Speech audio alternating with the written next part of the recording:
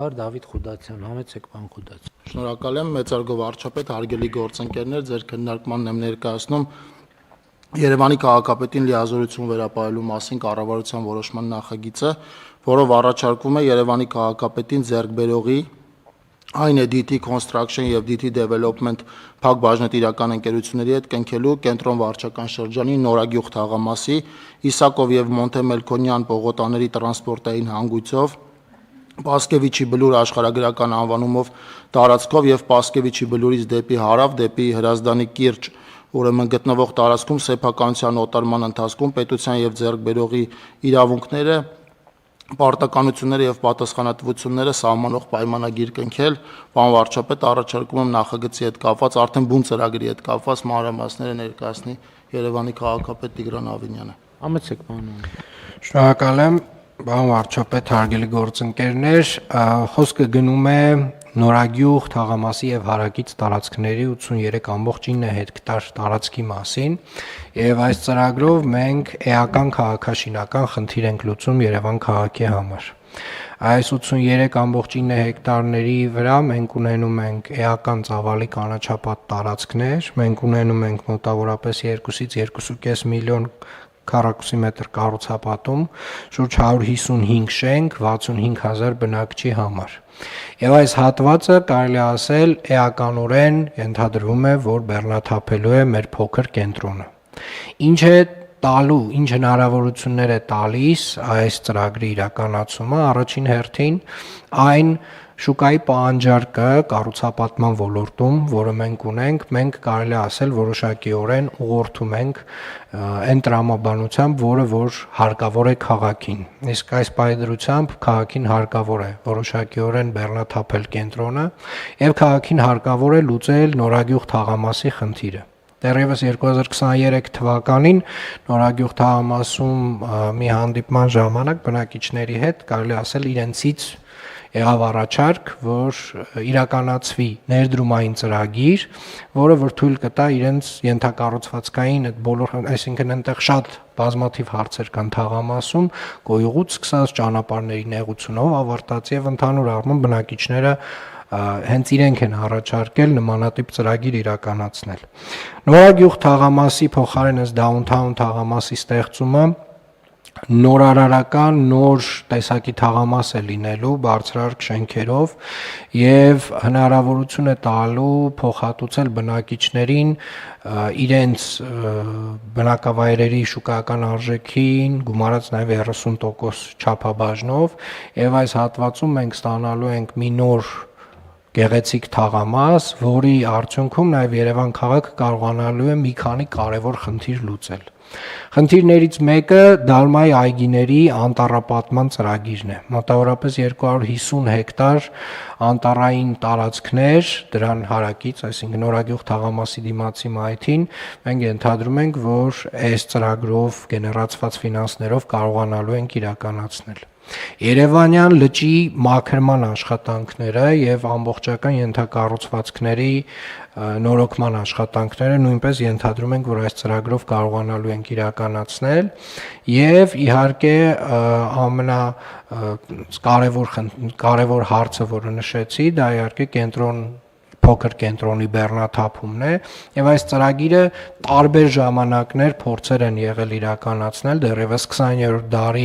առաջին կեսում կան նախագծեր, գլխավոր հատակագծեր այս հատվածում, որոնք որ հենց այս նույն տրամաբանությունն են ենթադրել, բայց դրանք երբևէ կյանքի չեն կոչվել եւ հիմա մենք փաստացի հաստատուն քայլերով գնում ենք այս ծրագրի իրականացմանը։ Պարոն Ավինյան, ճիշտ եմ հասկանում, որ խոսքը Նորագյուղ բոլորիս հայտնի Նորագյուղ թաղամասի տարածքում, այսինքն բնակիչներից գնելը տարածքները եւ այդտեղ ներդրումային ծրագիր, այսինքն թաղամաս կառուցելու մասին է, որը downtown ենք անվանում կամ պայմանական անուն է, սա թե հենց տենց է կոչվում է նախագիծը։ Իրականում սա նախնական անունն է, պարոն վարչապետ, եւ իրականում դեռևս չենք քննարկել թաղամասի անվանումը։ Downtown տերմինը ընդհանուր առմամբ օգտագործվում է բոլոր խոշոր մայրաքաղաքներում այն հատվածի համար, որտեղ որ այս նորարարական նոր բարձրահարկ երկնաքերերով թաղամասերն են եւ դրանք հիմնականում կոչվում են կամ downtown կամ city կամ Այսինքն այստեղ ընդհանուր երկնաքեր կարալ։ այո, այստեղ Այսինքն ենթադրվում քանի է հարկանի նկատի ունի։ Վարչապետ մինչև 70 հարկանի երկնաքեր։ Հիմա Երևանում ամենաբարձր շենքը ինչքան է, ով գիտեք դուք։ Ունենք նախագծեր, Չէ, կառուցված, որ արդեն կանգնած են այդ շենք։ Կյանքից հետո։ մենք Երևանում ունենք արդեն նույնիսկ նախագծեր, որոնք որ մոտ 50 հարկանի են։ Այսինքն հիմա մեր սեյսմիկ պայմաններ եւ այլն այդ ամեն նոր տեխնոլոգիաներ հնարավորություն են տալիս այդ բոլոր խնդիրները լուծել։ Վարչապետ դրանք տենց ինժեներական աշխատանքներ են եւ հաշվի առնելով գրունտը, հաշվի առնելով այն սեյսմիկ իրավիճակը, որ մեր տարածաշրջանը ունի, դրանք լուծելի են։ Այսինքն եթե դրանք լուծելի են Ճապոնիայի նման երկրներում, մեզ մոտ նույնպես լուծելի են։ Շատ լավ։ Մեր քննարկումների ժամանակ ճիշտն ասած, չգիտեմ ինչքանով է պատեհ խոստովանել դա, բայց այս նորագյուղ թաղամասի մասին ահագին բան իմացա, նախ այնտեղի դուք նշեցիք ձեր խոսքում, որ ընդհանուր ես չգիտեմ ամբողջական կամ մասամբ կոյուղի չկա եւ այլն տենց բաներ, մայրաքաղաքում էլի դա եւ այդտեղ նաեւ մենք քննարկել ենք, որ այնուամենայնիվ այդտեղ մեխանիզմները դրել ենք, որ բնակիչների բաները, շահերը եւ հետաքրքրությունները հնարավորինս պաշտպանվեն, չնայած մեր օրենսդրությունը, որ մենք վերջին ընդունեցինք արդեն, ընդունվեց ազգային ժողով։ Առաջին ընթերցմամբ ընդունվել է, մենք այնտեղ ինչ խնդիր ենք լուծել, մենք այնտեղ խնդիր ենք լուծել, որ շուկայական արժեք պլյուս ինչ որ մի բան մարդիկ ստանան, բայց մյուս կողմից էլ տենց դեպքեր չլինեն, որ ենթադրենք 2-3 դեպքով տարաձայնությունների համար տասնյակ միլիարդավոր դրամների ծրագրերը կանգնում են եւ շղթայական նեգատիվ process-ներ են առաջանում եւ սա շատ կարեւոր է եւ պարոն Ավինյան, sense մի հարց էլ կա եւ դեռ 2018 թվականից Երևանի քաղաքապետարանի առաջ խնդիր եմ դրել, որ Դալմայի այգու անձեռնմխելիությունը հետագա այն պլանով, որ այդտեղ պետքա լինի քաղաքային մեծ այգի առանց կառուցապատման, այսինքն քաղաքային անտառ այգի, այդ խնդիրը դրվել է, այս ծրագրով այդ տեսլականին որևէ ձևով մենք չենք դիպչում, չէ՞։ Վարչապետ ուղիղ հակառակը իրականում Երևանի քաղաքապետարանը պատվիրել է այսպես կոչված feasibility տեխնիկատնտեսական մի աշխատանք, որը արվել է Դալմայի այգիներում, այդ 250 հեկտար տարածքի վրա եւ այդտեղ ենթադրվում է, որ այդ հողերը պետք է մնան կանաչ ֆոնդի եւ այդտեղ ուզում ենք իրականացնել նախագիծ, որը կդառնա Դալմայի անտառ պուրակ, այսինքն 250 հեկտար տարածքում խիտ անտառապատ պուրակ պետք է ստեղծենք, որը Երևան քաղաքում էականորեն կանաչ ֆոնդի քանակը ավելացնում է։ Մի քանի բան մեխանիզմների մասին կուզեի նշել, պարոն փոխվարչապետի, պարոն Խաչատրյանի առաջարկով մենք իրականացրել ենք մի այսպիսի մոդել, ունենք երկու հիմնական տարածք, բլրի հատվածը, որտեղ որ խիտ բնակեցված է եւ այնտեղ կան բազմաթիվ ընտանիքներ, եւ ունենք հարթավայրային հատվածը, որը հիմնականում պատկանում է կամ համայնքին, կամ պետությանը, կամ մի քանի խոշոր սեփականատերերին։ Մենք թույլ ենք տալու ավելի այսպես ասած հեշտ հատվածում իրականացնել կառուցապատում, միայն այն պարագայում, եթե կառուցապատողը կարողացել է ազատել բլրային հատվածում, այսինքն մարդկանց փոխհատուցել է մի ինչ-որ լոտում եւ դրա կրկնակի չափով քառակուսի մետր տարածք ստանում է հարթավայրային հատվածում, կարծում եմ շատ կարեւոր մոտիվացիա է կառուցապատողի համար առաջին հերթին բանակցել մարդկանց հետ։ Դուք նշեցիք շուկայական, այստեղ ֆիքսած է հենց ֆինանսական մոդելում, որ շուկայական արժեքը գումարած 30% է լինելու փոխհատուցման չափը եւ իհարկե մեր օրենսդրությամբ դա էլ հենց նախատեսվում է, եթե կա համաձայնություն եւ ընդհանուր առմամբ կարծում եմ բոլոր առումներով ինքը դրական ծրագիր է, բարդ ծրագիր է լինելու, մոտավորապես տևողությունը ենթադրվում է, որ 10 տարի կտևի, բայց եւ կենտրոնի բեռնաթափման համար եւ նորագյուղ թաղամասի, այսպես ասած, նաեւ հողաշեն տների այդ մարդկանց խնդիրները լուծելու համար կարևորագույն ծրագիր է։ Շատ լավ, շատ կարևոր է, հարգելի գործընկերներ, իմ մասնակցությամբ ես այս թեմայով 3 քննարկում եմ հիշում եւ նաեւ դրանից հետո փոխվարչապետի մասնակցությամբ մի քանի քննարկումներ։ Ես կարծում եմ, որ մենք շատ հանդարտ բոլոր հնարավոր խնդիրները եւ նախկինից մեզ ծանոթ խնդիրները քննարկել ենք եւ ես նաեւ փաստորեն եկել հասել է կառավարության նիստ, մեր վերջին քննարկումը երևի ամիսուկես, 2 ամիս առաջ ա եղել, սա նշանակում է, որ փոխվարչապետը եւ Երևանի քաղաքապետը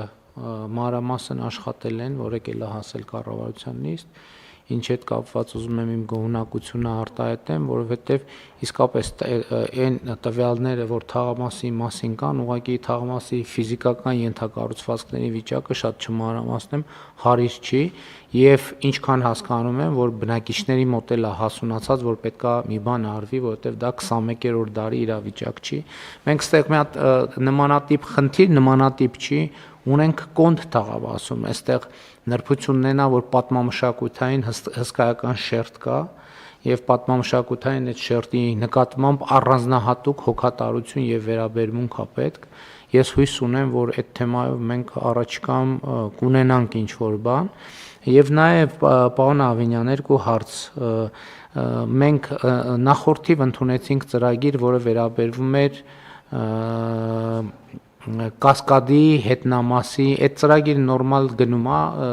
իրացվելու է, դրա հետ կապված ամեն ինչ նորմալ է։ Այո, պարոն վարչապետ, իր բնականon հունով ընթանում է, հիմա բանակցում ենք պայմանագրի որոշ կետերի դրույթների վերաբերյալ հաղթող ընկերության հետ, հենց վերջնականացնենք այդ բանակցությունները, մենք արդեն անցնելու ենք ավելի ակտիվ փուլի, այսինքն այս տվային տեսադաշտում բարդություններ չունի։ Հիմա քանդման աշխատանքների փուլում ենք, արդեն ֆիզիկապես տեղի է, ֆիզիկապես քանդման աշխատանքները դեռևս նույնիսկ նախորդ տարվանից սկսած արդեն տեղի էին ունենում, այսինքն ֆիզիկապես այնտեղ արվում է աշխատանք։ Իսկ Իսակով Արշակունյաց այդ նախագիծը ուր է հասել։ Գարնանը սկսում ենք շինարարությունը, պարոն վարչապետ։ Ունենք մրցույթ եղել է, հաղթող ունենք։ Հաղթողը ունենք, հիմա տեղ հսկողի մրցույթի վերջնական հաղթողն ենք, հաղթողը պետք է ընտրվի եւ դրանից հետո արդեն գարնանը սկսում ենք աշխատանքները։ Շատ լավ, շնորհակալ եմ, առաջարկում եմ հարցը քվեարկության դնել, իհարկե բարդ է նախագիծը, բնակչության հետ պետք է շատ ակտիվ հաղորդակցություն անել եւ կարծում եմ, որ գոնե նախագիծը, որը ես տեսել եմ, ինքը բավականին հետաքրքիր է, այնտեղ նյուանսը ինչ է, ճիշտ է, Նորագյուղում տենց մեծ պատմամշակութային կոնդի հետ համեմատ չկա, բայց այնուամենայնիվ այս կարմիր կամուրջը գնում միանում է, այդ առնվազն այդ հատվածներում դիմացը կոնյակի գործարանն է, Երևանի Բերթը եւ այդ հատվածները, այդ առնվազն այդ հատվածներով այդ մշակութային անսամբլը պահպանելու առումով պետքա շատ նախանձախնդիր լինել, որովհետեւ այդ հատվածը շատ լավն է դառնում եւ պետքա ներդաշնակությունը հնարավորինս ապահովել։ Հարցը դրվում է քվեարկության, ովքեր են դեմ որոշման ընդունմանը, դեմ չկա, որոշումն ընդունված է։ Քննարկում ենք հարց համար 3-ը աշխատանքային օրը տեղափոխելու մասին։ Որոշում, որը մենք շատ վաղուց չէինք կայացրել։ Համեցեք զեկուցող վարչապետի աշխատակազմի ղեկավար Արայք Հարությունյան եւ բնականաբար արտառոց առիթով ենք այս որոշումը կայացնում։ Համեցեք։ Շնորհակալություն, մեծարգո վարչապետ, հարգելի գործընկերներ։ 2022 թվականից սկսած Եվրոպական քաղաքական համայնքի հենց առաջին հանդիպումից, որ տեղի ունեցել Պրահայում 22 թվականի հոկտեմբերի 6-ին, Հայաստանը ակտիվորեն